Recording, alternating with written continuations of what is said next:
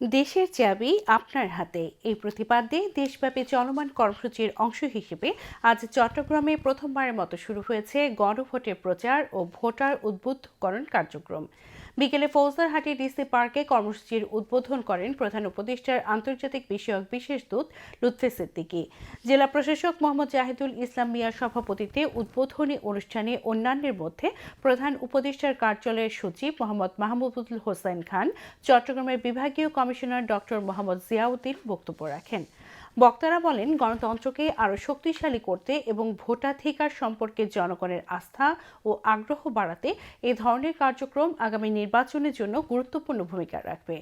অনুষ্ঠানে নির্বাচন ও গণভোটের তাৎপর্য, ভোটাধিকার প্রয়োগের গুরুত্ব এবং নাগরিক দায়িত্ব সম্পর্কে জনসচেতনতা বৃদ্ধির লক্ষ্যে বিভিন্ন তথ্যচিত্র ও প্রামাণ্য ভিডিও প্রদর্শন করা হয়।